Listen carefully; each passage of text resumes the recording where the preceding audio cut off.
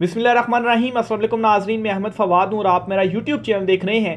नाज़रीन, 3 खबरें आज के व्लॉग में आपके साथ मैंने शेयर करनी है। सबसे पहली और बड़ी खबर तो ये है कि प्रैक्टिस एंड प्रोसीजर एक्ट को एक मरतबा फिर से बदलने का फैसला किया जा रहा है। कुछ एक्सक्लूसिव डिटेल्स आपके साथ में शेयर करूँगा और क्यों किया जा रहा है एक मरतबा फिर से अपने मफादात को हासिल करने के लिए, क्योंकि काजी साहब को अपने इदारे के अंदर से जो रेजिस्टेंस जो है वो का सामना करना पड़ रहा है, तो काजी साहब अब तनहा कुछ कर नहीं पा रहे। तो अगर ये एक्ट बदल जाएगा तो फिर एक काजी साहब के हाथ में सारे इख्तियारात होंगे स्वाब दीदी, तो वो फिर हर कुछ कर सकेंगे। कुछ एक्सक्लूसिव डिटेल्स आपके साथ मैंने शेयर करनी है इस हवाले से। और दूसरे नंबर पर जी चीफ जस्टिस काजी फैज़ ईसा साहब ने अपना काम छोड़कर हर वो काम करने का गालबन फैसला कर लिया है कि जिससे वो जस्टिस मुनीर बनने की तरफ जाएं, और ख़ुद को तारीख़ के कूड़ेदान में ऑलरेडी वो फेंक चुके हैं। बहरहाल जी जस्टिस मुनीर बनना बाकी रह गया था, तो मेरे ख्याल से उनका भी रिकॉर्ड शायद काजी साहब तोड़ने जा रहे हैं। कुछ इस हवाले से भी तफसीलात आपके साथ शेयर करूंगा। और दूसरे नंबर पर जी सिकंदर सुल्तान राजा साहब इस वक्त बड़ी मुसीबत में फंस चुके हैं। अपने ही इदारे के अंदर से सिकंदर सुल्तान राजा को पहली मरतबा ये बड़ी बगावत का सामना करना पड़ा है।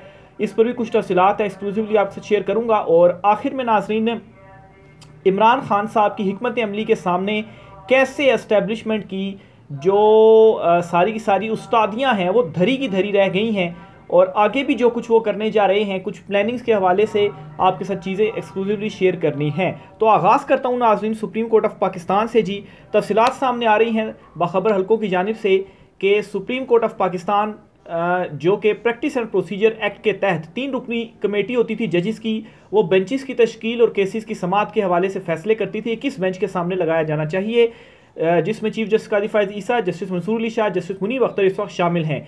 और ये प्रैक्टिस एंड प्रोसीजर एक्ट लागू किसने किया था? चीफ जस्टिस काजी फैज़ ईसा ने ही लागू किया था। और सबसे पहला जो केस काजी साहब ने बतौर चीफ जस्टिस सुना था वो यही सुना था, और फुल कोर्ट जो बैठी थी वो भी यही बैठी थी, और इस एक्ट को लागू किया गया था। और काजी साहब ये कहते थे जी कि अकेले चीफ जस्टिस के पास क्यों जो इख्तियारात हैं वो होने चाहिए, लेकिन अब ये दावे किए जा रहे हैं जी कि इस एक्ट को बदला जाएगा। और उसके बाद रीज़न इसकी क्या था कि काजी साहब के पास अकेले स्वबदीदी इख्तियारात आ जाएँ और काजी साहब फिर अकेले जो कुछ भी करना चाहें वो कर सकेंगे, क्योंकि फिर कमेटी नहीं रहेगी और दीगर जजिस जो है वो भी इसमें फिर नहीं होंगे, और काजी साहब को फिर अक्सरियत और अक़लियत वाला जो मामला है वही ख़त्म हो जाएगा। और जो मखसूस नशिस्तों का मामला है, जो एक नज़रसानी अपील भी दायर की गई है, इसमें भी काजी साहब को समाअत के लिए इसीलिए मुकर्रर नहीं हो सकी क्योंकि इसमें अक्सरियत जो जजिस थे उन्होंने कहा था कि फ़ैसला अभी तफसीली नहीं आया और छुट्टियों के बाद जजिस अवेलेबल होंगे तब इसको लगाया जाएगा। लेकिन काजी साहब बड़ी जल्दी में थे और कहा जी कि नहीं, इसको अभी जो है वो इस समाअत के लिए मुकर्रर हो जाना चाहिए। और यहाँ तक चीफ जस्टिस काजी फैज़ ईसा साहब की जानिब से कहा गया, जो मीटिंग्स के जो मिनट्स थे वो जो सामने आए सुप्रीम कोर्ट की जानिब से, काजी साहब कहते हैं कि नज़रसानी का हक आइन ने दिया है, जजिस के आराम को आसानी नहीं बल्कि आइन को तरजीह देनी चाहिए। अगर फौरी तौर पर नज़रसानी दरख्वास्त को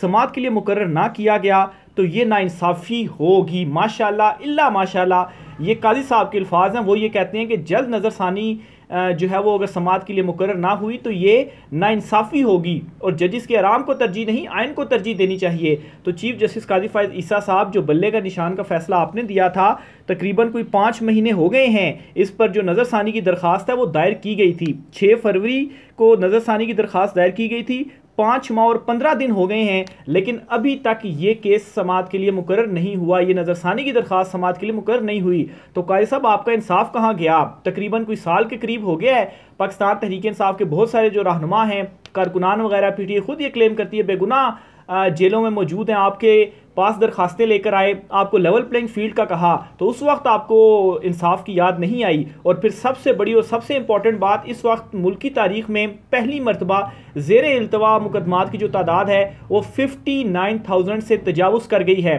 अभी कुछ रोज़ बल्कि एक आधा महीना पहले आपको ये खबर दी थी कि 58,000 से ज़ायद हो गए और अब इनकी तादाद 59,000 से तजावुज़ कर गई है। लेकिन यहाँ पर काजी साहब ने इंसाफ फराहम नहीं करना। काजी साहब ने सिर्फ वहाँ पर इंसाफ फराहम करना है जहाँ पर मखसूस नशिस्तें हुकूमत को मिले, बल्कि काजी साहब का तो बस चले वो खुद नोटिस लेकर खुद मखसूस नशिस्तें हुकूमत को दे दें और फिर आइनी तरमीम हो और फिर काजी साहब को जो एक्सटेंशन है वो मिले। तो इस हद तक बज़ाहिर काजी साहब जो हैं वो गिर चुके हैं और इस तरह की जो बातें हैं वो उनकी जानिब से की जा रही हैं। और मतलब है कि इसके ऊपर क्या अब इंसान कहे, क्या अल्फाज जो है वो इस्तेमाल करे कि ये क्या काजी साहब की जानिब से जो है वो ये मीटिंग मिनट्स हैं जो कि सामने आए, जिसमें काजी साहब ये कह रहे हैं जी कि इससे जो इंसाफ है वो फिर इससे जो नाइंसाफ़ी है वो होगी, लेकिन दूसरी तरफ उनको जो नाइंसाफ़ी है वो नज़र नहीं आ रही। तो बहरहाल जी ये काजी फायज़ साहब का किरदार है, बिल्कुल जो तारीखदान है वो इसको लिख भी रहे हैं, और बहुत सारे लोग तो जस्टिस मुनीर से भी इनको कंपेयर करके कह रहे हैं कि इन्होंने तो जस्टिस मुनीर को भी क्रॉस कर दिया है। और तारीख़ में अगर जस्टिस मुनीर का नाम लेकर पहले जो है वो तनकीद का निशाना बनाया जाता था, या जजिस को अगर कंपेयर किया जाता था तो वो बड़ी एक इंसल्ट की बात हुआ करती थी। लेकिन अब तो यहाँ तक चीज़ें हो रही हैं कि शायद मुस्तकबिल में चीफ जस्टिस काजी फैज़ ईसा से कंपेयर किया जाए, जजिस को देखें जी कि आप तो फिर काजी साहब से भी आगे निकल गए, आपने ये काम कर दिया। बहरहाल जी अल्लाह ना करे इस तरह के हालात हों कि मुस्तकबिल में भी कोई इस तरह से कोई काजी आए और उसके साथ कंपेयर करना पड़े। बहरहाल जी ये काजी साहब के मामलात हैं जो कि चला रहे हैं, और अपने अंदर से ही जो आवाज़ें हैं अदलिया के अंदर से वो उठ रही हैं, लेकिन काजी साहब जो है वहाँ पर इंसाफ देने का काजी साहब ने नहीं सोचा। 6 जजिस के लेटर का जो मामला था अभी तक सुप्रीम कोर्ट में पेंडिंग है, लेकिन वहाँ पर काजी साहब को जो इंसाफ है वो गालबन दिखाई नहीं देता। प्रैक्टिस एंड प्रोसीजर एक्ट का जो मामला है जी, इस पर ये हसन यूब साहब लिखते हैं जी कि बज़ाहिर प्रैक्टिस एंड प्रोसीजर एक्ट को जल्द ख़त्म होना है।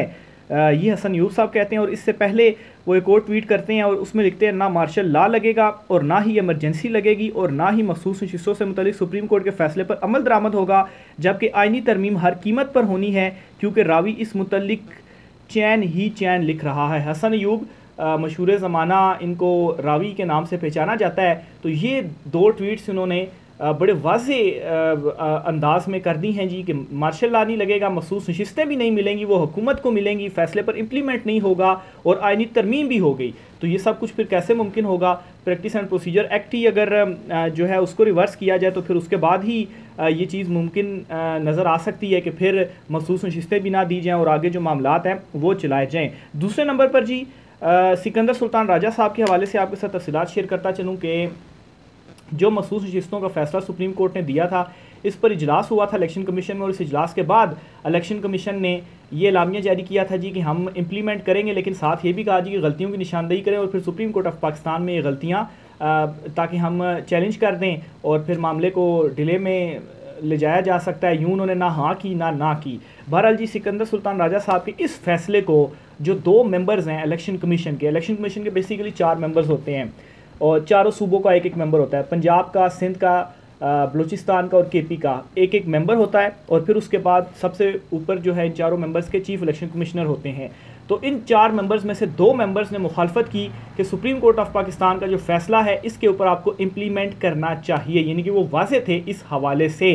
और ये पहली मरतबा हुआ है ऐसा कि सिकंदर सुल्तान राजा साहब को अपने ही इदारे के अंदर से इस तरह से जो एक मजम्मत या इख्तलाफ का जो सामना है वो करना पड़े, या इसको थोड़ा सा और लेवल पर जाकर सोचा जाए तो बगावत भी इसको करार दिया जा सकता है। लेकिन 2 मेंबर्स इस मामले में chief election commissioner Sikandar Sultan Raja के साथ नहीं हैं, और ये पॉजिटिव वाइब इस हवाले से भी है कि देखें आप कि अदलिया के अंदर भी जजिस डटे हैं, और एक चीफ बेशक चीफ जो है वो जो कुछ मर्जी करे, लेकिन अंदर से जो अदलिया डट गई है, जजिस अक्सरियत में हैं, तो उससे जो चीज़ें हैं वो तब्दील होना शुरू हो चुकी हैं, फैसले आ रहे हैं इनो कानून के मुताबिक। तो इलेक्शन कमीशन में भी इस चेंज को एक जो है वो पॉजिटिव उससे ही देखा जा सकता है कि एटलीस्ट कोई आवाज़ तो उठी, पहले तो आवाज़ ही नहीं उठ रही थी, तो हो सकता है कि आहिस्ता आहिस्ता इस आवाज़ के साथ मज़ीद जो आवाज़ें हैं वो जुड़ जाएँ, और सिकंदर सुल्तान राजा साहब का बज़ाहिर जो एक किरदार है सहूलतकारी का, जिस तरह से पूरी हुकूमत ही उन्होंने चुनतखब करके फॉर्म 47 के ज़रिए बिठा दी, तो वो फिर ये वाला रोल प्ले नहीं कर पाएंगे। तो 2 मेंबरान जो हैं जी, ये दावा किया जा रहा है बखरबर हुक्म की जानिब से कि उनकी जानिब से जो स्टैंड है वो लिया गया है। अच्छा, फिर जी इमरान खान साहब की जानिब से एक अहम तरीन बयान आज फिर से गुफ्तगू हुई अडयाला जेल में उन्होंने दिया, और इमरान खान साहब ने ये कहा कि मैं अपना ज़्यादातर वक्त मुस्तकबिल की मनसूबा बंदी में गुजारता हूँ। कैद में होने के बावजूद पूरा मुल्क उम्मीद और इस्तकामत के लिए मेरी तरफ देखता है। सबसे अहम बात यह है कि मेरी इबादात मुझे साबित कदमी साबित कदम रखती हैं और अल्लाह पर मेरा ईमान मुझे यकीन दिलाता है कि इंसाफ जुल्म पर गालिब आएगा। ये इमरान खान साहब ने गुफ्तगू की है और इमरान खान साहब की अब तक की जो हिकमत अमली है वो कामयाब तरीन हिकमत अमली है, क्योंकि जेल में एक बैठा हुआ शख्स इस पूरी की पूरी जो हुकूमत है, ताकतवर हल्के हैं, इन तमाम को झंझोड़ कर ना सिर्फ रख दिया है बल्कि हिला कर रख दिया है और पूरी ताकत का इस्तेमाल करने के बावजूद इमरान खान का ये कुछ भी नहीं बिगाड़ पा रहे। यहाँ तक कि एक आखिरी हरबे के तौर पर अब कत्ल के हवाले से और जान को ख़तरात लाहक है, इस हवाले से जो गुफ्तगू है वो सामने आ रही है। इस हवाले से चीज़ें सामने आ रही हैं कि इमरान खान के ऊपर किसी तरीके से जो दबाव है वो डाला जाए और इमरान खान से डील ली जाए, इमरान खान को तोड़ा जाए। लेकिन इमरान खान साहब की जानिब से एक मरतबा फिर से ये दो टोक मैसेज आ गया है कि वो अपने अल्फाज के ऊपर डटे हुए हैं, वो अपने अल्फाज से पीछे नहीं हटेंगे। जो वादा उन्होंने कौम से किया है उस वादे को वो निभाएंगे और कौम उन्हीं की तरफ इस्तकामत के लिए देख रही है, कौम को वो धोखा नहीं देंगे। दो मजीद ट्वीट्स में आपके सामने शेयर करना चाहता हूँ जी। एस्टेब्लिशमेंट के हवाले से फ़खरुर रहमान साहब हैं, ये क्या लिखते हैं, ये कहते हैं जी कि एस्टेब्लिशमेंट की सारी उस्तादियाँ धरी की धरी रह गई, नए इंतखाबात नवंबर दिसंबर में, बहस शुरू हो चुकी है, तहरीक इंसाफ पर पाबंदी रिस्क करार दिया जा चुका है, फॉर्म 45 की हुकूमत आने से पहले असम्बलियाँ तहलील, सुप्रीम कोर्ट में नाकामी का डर ले बैठा, चीफ जस्टिस अक्टूबर में retire chief election commissioner Mustafi होंगे और अबूरी हुकूमत आएगी। यानी कि इमरान खान के अगेंस्ट जो कुछ भी इन्होंने किया उसके बाद इमरान खान साहब की जो हिकमत अमली थी या इमरान खान साहब जो डट कर खड़े रहे, ये इमरान खान उससे नताइज क्या निकले, उससे ये नताइज निकले कि एक तो इस्टेब्लिशमेंट जो उस्तादियाँ इमरान खान के अगेंस्ट करती रही वो सारी की सारी जो थी धरी की धरी रह गई, उसमें नाकामी हुई। दूसरे नंबर पर इंतखाबात जो थे नवंबर दिसंबर में होने जा रहे हैं, अब ये बहस शुरू हो चुकी है और नवंबर दिसंबर में इंतखाबात का मतलब ये है कि ना काजी साहब होंगे और ना सिकंदर सुल्तान राजा साहब होंगे। काजी साहब तो टेन्योर पूरा करके ख़त्म हो जाएगा और सिकंदर सुल्तान राजा के होते हुए तो फिर जाहिर सी बात है इमरान खान साहब नहीं मानेंगे और चीफ इलेक्शन कमिश्नर मुस्ताफ़ी होंगे और उसके बाद कोई नया चीफ इलेक्शन कमिश्नर आएगा। फिर इसी तरीके से जी इमरान खान साहब पाकिस्तान तहरीक इंसाफ पर पाबंदी का जो मामला था जी, इसको ऑलरेडी रिस्क करार दे दिया गया है और असम्बलियाँ तहलील करने के हवाले से जो बातचीत है वो भी इस वक्त चल रही है। और सबसे इम्पॉर्टेंट बात, सुप्रीम कोर्ट ऑफ पाकिस्तान को जो डर है, सुप्रीम कोर्ट ऑफ पाकिस्तान में नाकामी का डर, वो इनको इस वक्त ले बैठा है। तो ये एक अकेला इमरान खान है जो कि डट गया था और उसके बाद फिर आपने देखा कि ये तमाम तर जो चीज़ें हैं वो हुई हैं, तमाम तर ताकत के बावजूद ये इमरान खान का कुछ नहीं बिगाड़ सके। आखिर में जी एक और ख़बर भी आपके साथ शेयर करनी है कि एक तो इमरान खान साहब के ऊपर दबाव ये बढ़ा रहे हैं और एक और हरबा जो ये आखिरी हरबा अपनाएंगे वो पाकिस्तान तहरीक इंसाफ पर पाबंदी का होगा। ऑलरेडी इसको रिस्क करार दे दिया गया है, लेकिन उसके साथ ही ये बहस भी चल रही है कि किस तरह से पाकिस्तान तहरीक इंसाफ पर पाबंदी लगाई जाए अगर पीपल्स पार्टी जो है वो हमारा साथ दे दे। ये शाकिर महमूद अवान साहब हैं, उन्होंने ट्वीट किया और लिखते हैं कि पीपल्स पार्टी को ये तजवीज़ दी गई है कि आप तहरीक इंसाफ पर पाबंदी की हामी भरें, अगली वफाक में हुकूमत आपकी होगी, पंजाब में भी आपको 50 से ज़ायद नशिस्तें दिलवाई जाएंगी, तहरीक इंसाफ का खात्मा नून लीग और पीपल्स पार्टी की बका है। तो ये पीपल्स पार्टी को इस वक्त मनाने की जो कोशिश है वो की जा रही है। अब देखें जी, 50 से ज़्यादा पंजाब में नशिस्तें आपको दे दी जाएंगी। भी कैसे दे दी जाएंगी? इलेक्शन फ्री एंड फेयर नहीं होता तो इस वजह से ही दी जाएंगी ना, जारी फॉर्म 47 होगा इस वजह से ही दी जाएंगी ना, जो कि इन इंतखाबात में हुआ। लेकिन मसला इस वक्त ये है कि इन इंतखाबात में पूरी चुनतखब हुकूमत बनाने के बाद क्या मिला? कुछ भी नहीं मिला। ना सिर्फ मईशत इस वक्त बैठी हुई है बल्कि इमरान खान के अगेंस्ट भी आप एक सिंगल महाज पर भी इमरान खान साहब को आप झुका नहीं सके, इमरान खान साहब को आप जो है वो गिरा नहीं सके। हर सतह पर आपको जो शिकस्त है वो हो रही है और अब तो जो अदलिया है वो भी डट गई है। तो आपको क्या लगता है कि ये तमाम तर जो मंसूबे हैं वो आप बनाएंगे और आपके जो मंसूबे हैं उनके ऊपर इम्प्लीमेंट हो जाएगा? अभी तक कौन से मंसूबे के ऊपर जो है वो आपने ताकत के ज़ोर पर अमल करवाने के बाद उसको बरकरार रख सका है? एक हुकूमत जो है वो 4 महीने अभी उसको हुए हैं चलते हुए और मरीम नवाज़ ये कहती हैं कि हमने 5 साल पूरे करने हैं। तो मतलब 4 महीने में ऐसा क्या हो गया कि आपको डर लग गया जी कि हमारी जो हुकूमत है वो नहीं रहेगी और हमें 5 साल पूरे चाहिए? एस्टेब्लिशमेंट को पैगाम आप पहुंचा रहे हैं कि जो अदलिया है जो इस वक्त डट गई है,